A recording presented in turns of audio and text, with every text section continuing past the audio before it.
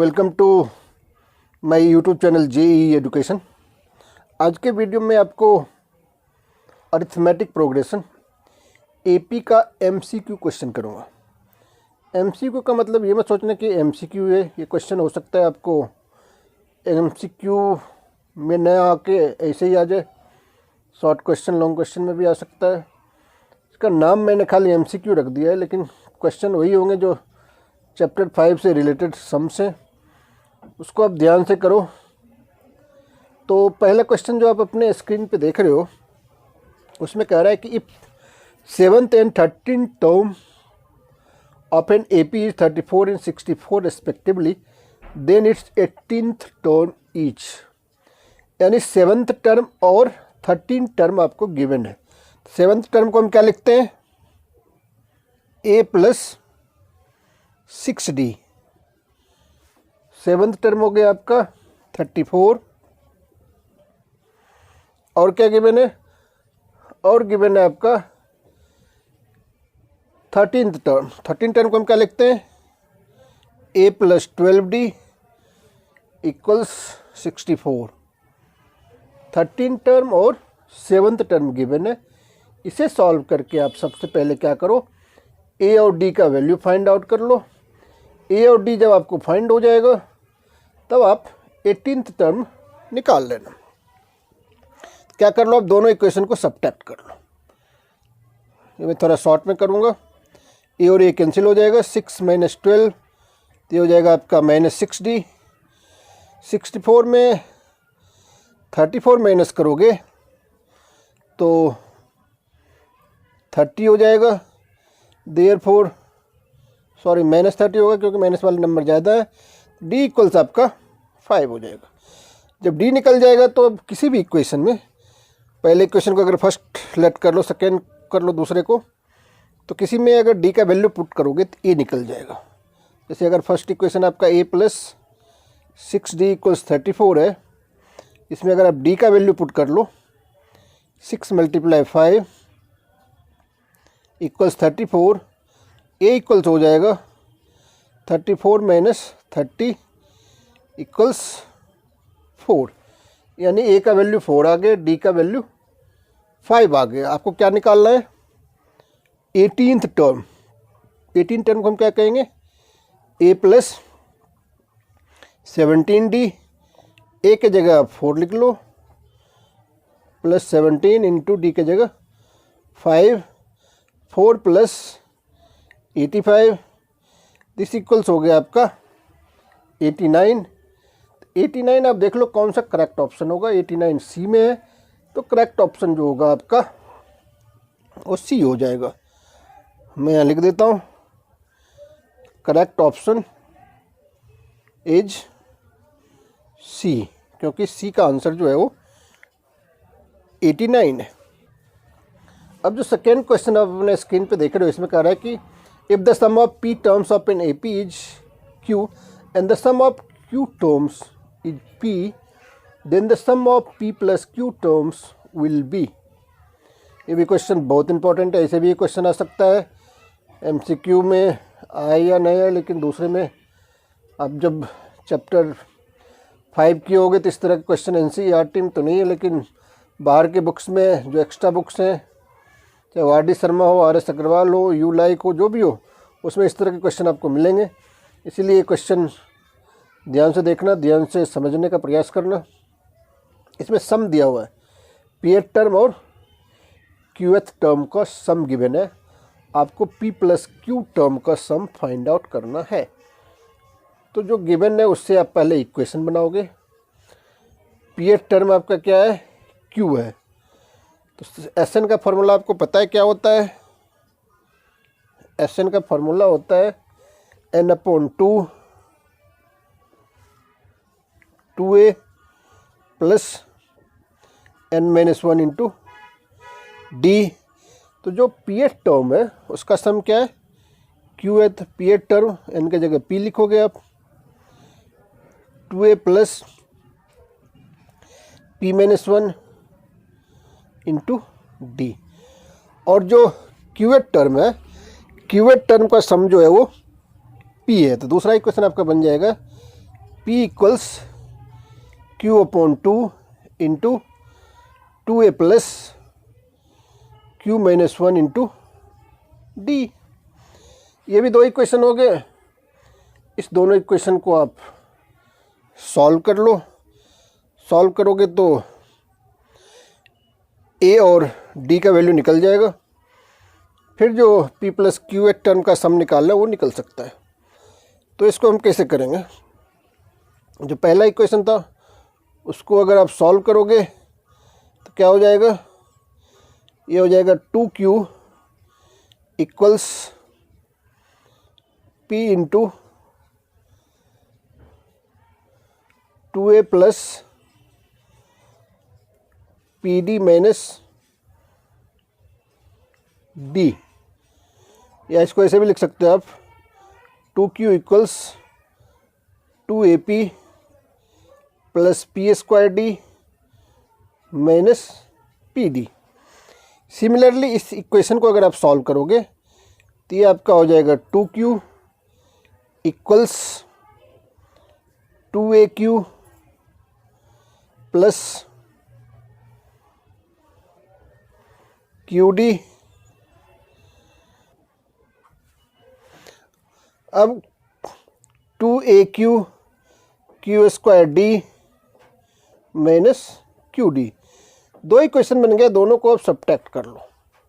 Subtract करने क्या करते हैं हम? साइन चेंज कर लेते हैं। हमने साइन चेंज कर लिया। अब इधर अगर आप 2 कॉमन ले लोगे तो ये हो जाएगा आपका 2Q इक्वल्स 2P इक्वल्स, इधर 2Q हमने लिख दिया है, एक्चुअली यार 2P हमें लिखना चाहिए था। अब इसको सब्ट्रैक्ट करेंगे। 2 अगर आप चाहो तो कॉमन ले सकते हो, तो -2 अगर कॉमन ले लोगे तो इधर हो जाएगा आपका P plus Q into minus common लोगे तो P प्लस क्यू ने P माइनस क्यू होगा इक्वल टू, इधर अगर आप 2 कॉमन ले लो या 2A भी कॉमन ले सकते हो। अगर 2A कॉमन लेंगे तो क्या बचेगा? तो यहाँ बच जाएगा P माइनस क्यू। सिमिलरली इधर अगर आप D कॉमन ले लोगे तो यहाँ बच जाएगा P माइनस क्यू, और इधर माइनस P कॉमन ले लोगे या माइनस D कॉमन ले लोगे तो यहाँ भी बच जाएगा P minus Q.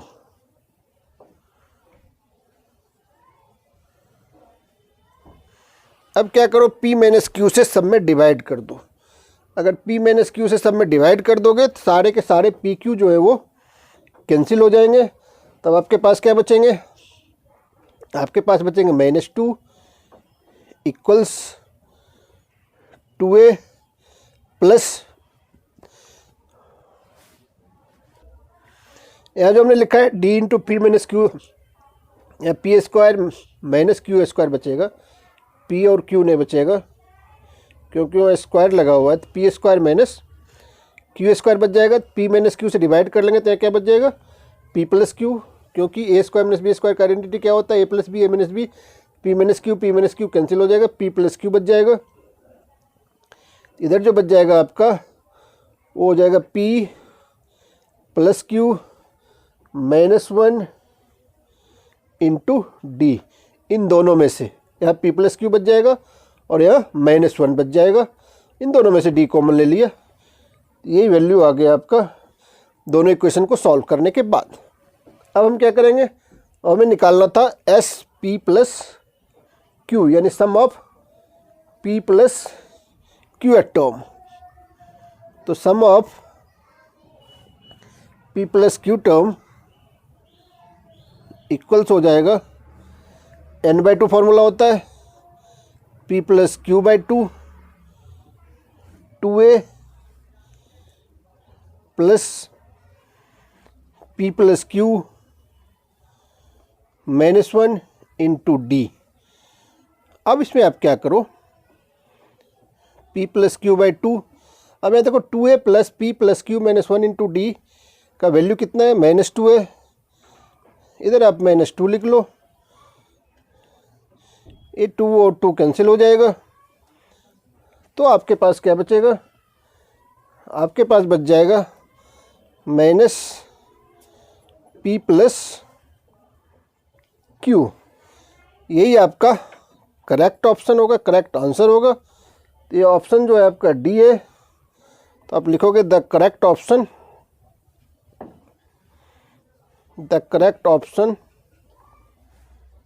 Is D.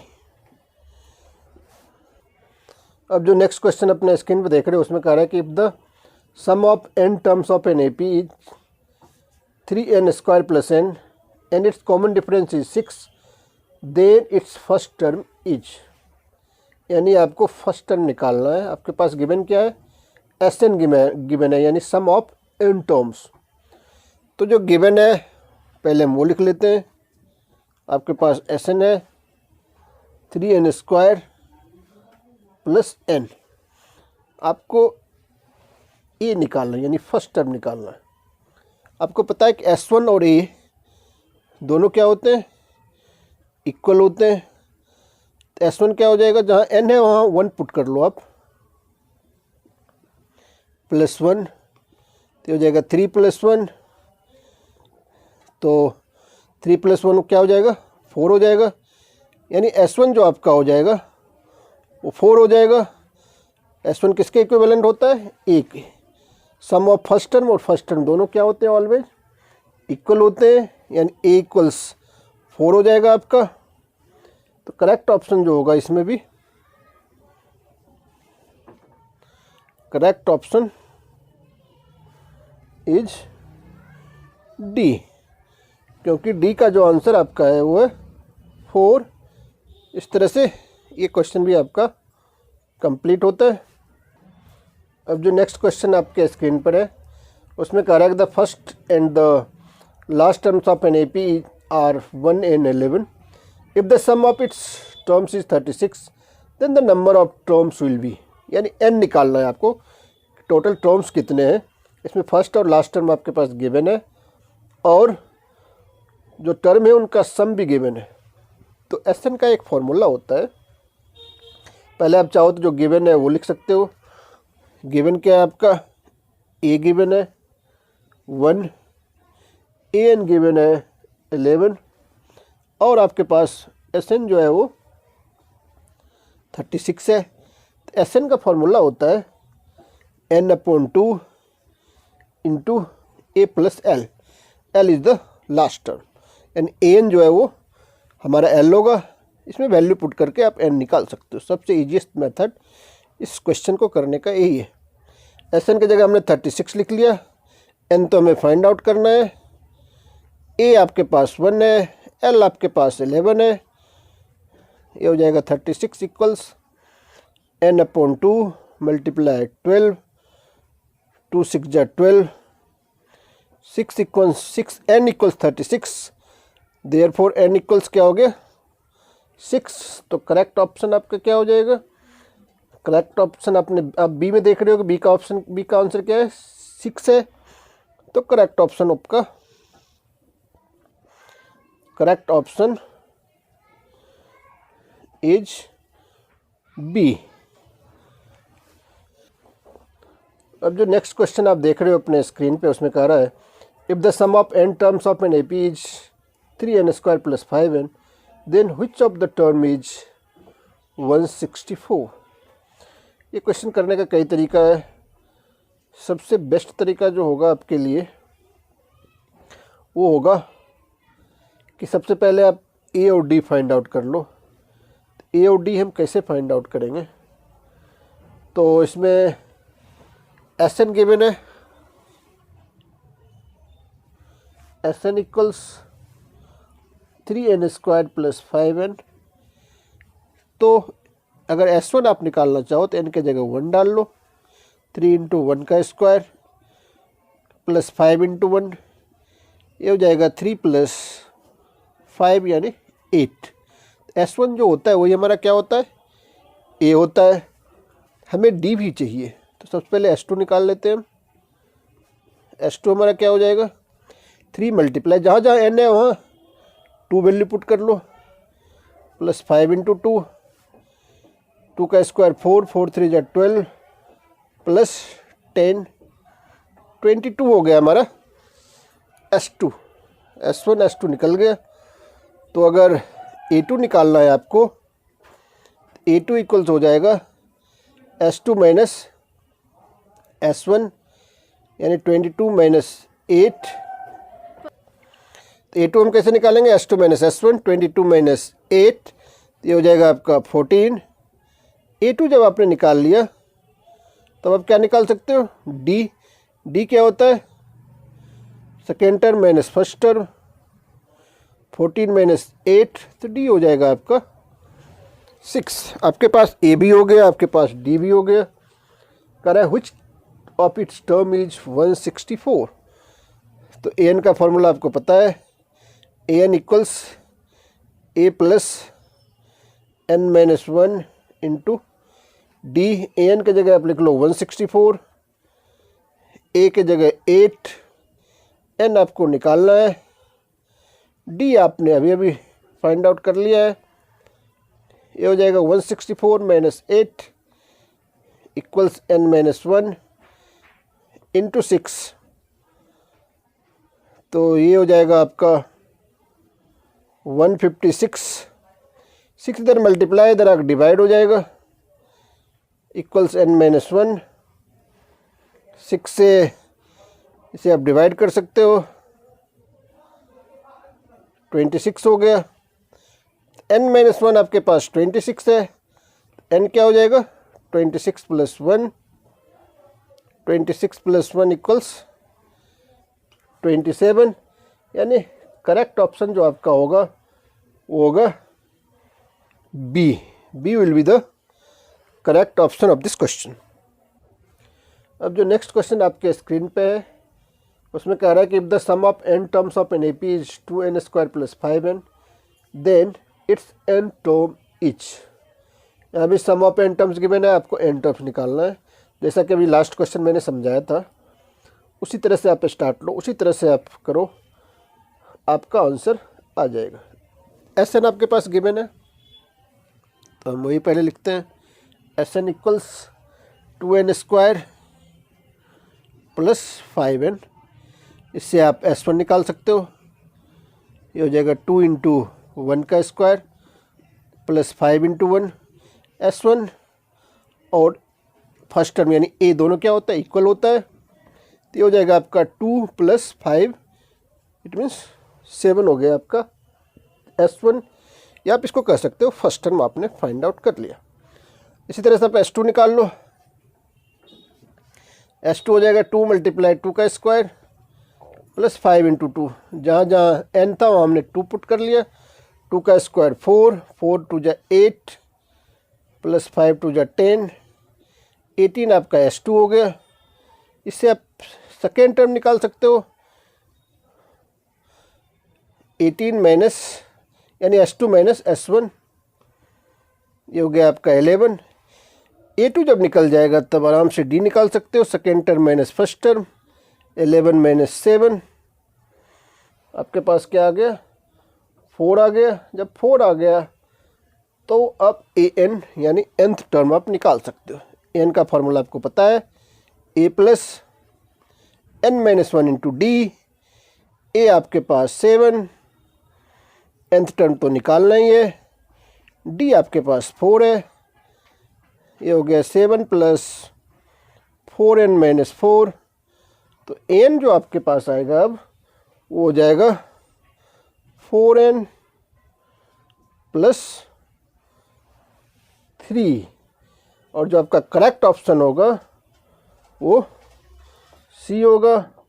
यही आपका आंसर होगा, क्योंकि सी में जो आंसर है वो है 4n प्लस 3। अब जो नेक्स्ट क्वेश्चन आप अपने स्क्रीन पर देख रहे हो उस क्वेश्चन में कह रहा है कि if the sum of 3 consecutive terms of an increasing AP is 51 and the product of the first and third of these terms is 273, then the third term is, यानी थर्ड टर्म आपको निकालने के लिए कह रहा है। 3 कंजिक्यूटिव टर्म है, वो इंक्रीजिंग ऑर्डर में उसका जो सम है वो 51 है। तो हम सबसे पहले क्या करेंगे, 3 टर्म को लेट कर लेंगे। Let the 3 terms be, let the 3 terms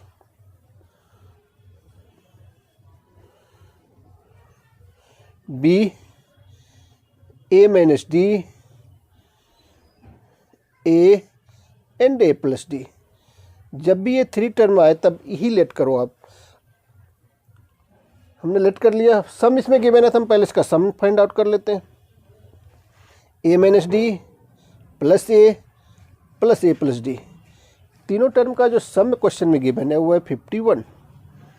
अब देखो डी और डी कैंसिल हो जाएगा, a plus A 3a equals 51 हो गया। तो a इक्वल्स क्या हो जाएगा, 51/3 इक्वल्स 17, यानी a आपका 17 हो जाएगा।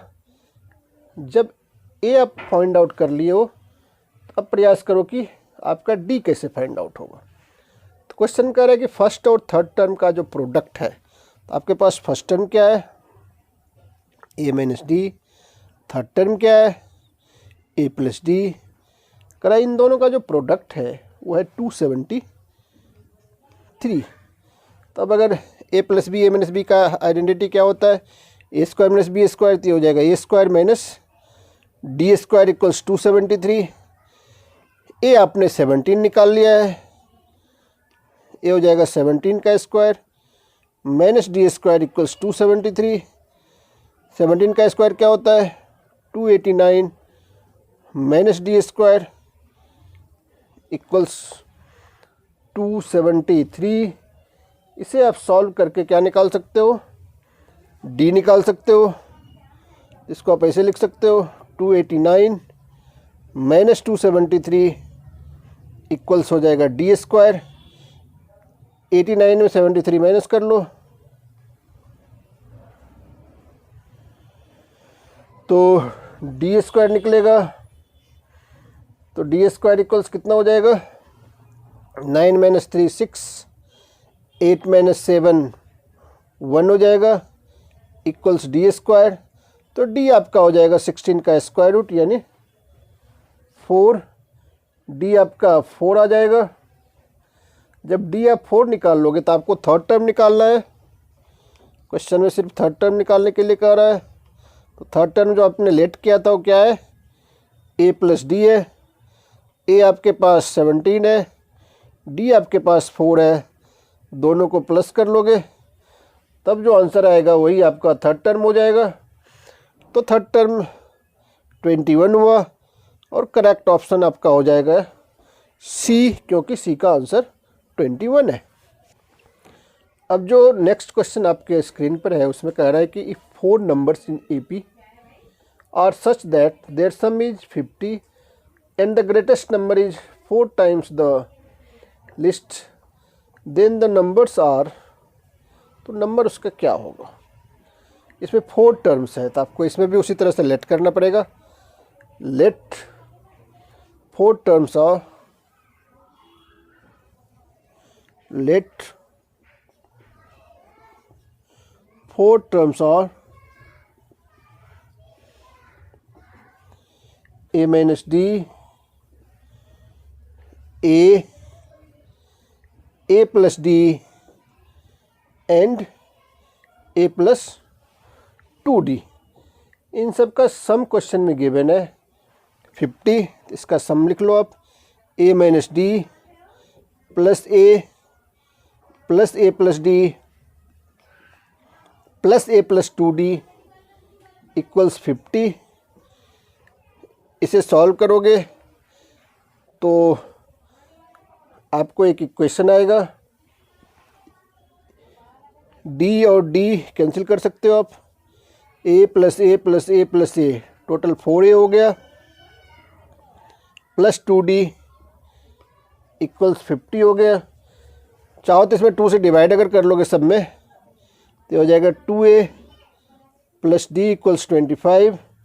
इसे अगर फर्स्ट इक्वेशन चाहो तो अपलेट कर सकते हो। अब क्वेश्चन में दूसरा कंडीशन है कि द ग्रेटेस्ट नंबर, इसमें आप ग्रेटेस्ट नंबर आपका क्या है a प्लस 2d, जो ग्रेटेस्ट नंबर है वो इक्वल है 4 times the list number. List मतलब सबसे कम जो होगा वो होगा आपका a माइनस डी। इसे अगर आप सॉल्व करोगे a प्लस 2d इक्वल्स हो जाएगा 4a minus 4d। 4a minus अगर a कर लोगे तो 4a minus a 2d plus 4d 6d equals हो जाएगा 3a। तो d इक्वल्स क्या हो जाएगा, या तो चाहो d निकाल सकते हो या a निकाल सकते हो। a अगर निकालना चाहो तो a इक्वल्स हो जाएगा 6d अपॉन 3 यानी 2d। a equals 2d। a का वैल्यू अगर आप पहले इक्वेशन में पुट कर लो तो आपके पास d का वैल्यू निकल जाएगा। 2 इंटू a का वैल्यू कितना है 2d है प्लस d इक्वल्स 25। 2 2 जब 4 plus 1 5d equals 25। Therefore d equals हो जाएगा 5। a इक्वल्स क्या है 2d है 2 इंटू 5 a इक्वल्स 10 और d इक्वल्स 5 आ गया। आपको निकालना क्या है, चारों टर्म्स निकालने हैं। a d निकल गया तो अब सारे टर्म्स निकाल लो। एक तो a माइनस डी है, a आपका 10 है, 10 माइनस 5 5 हो जाएगा फर्स्ट टर्म। सेकेंड टर्म क्या हो जाएगा a यानी 10। थर्ड टर्म आपका a प्लस डी यानी 10 प्लस 5 15। और जो आपका फोर्थ और लास्ट टर्म इसमें है वो है 10 प्लस 10 यानी 20। तो आपका आंसर होगा 5, first term 5, second term 10, third term 15 and fourth term is 24। और आपका जो करेक्ट ऑप्शन होगा वो होगा आपका ए, क्योंकि ए का जो ऑप्शन है वो है 5, 10, 15 एंड 20। इसीलिए करेक्ट ऑप्शन इस क्वेश्चन का ए।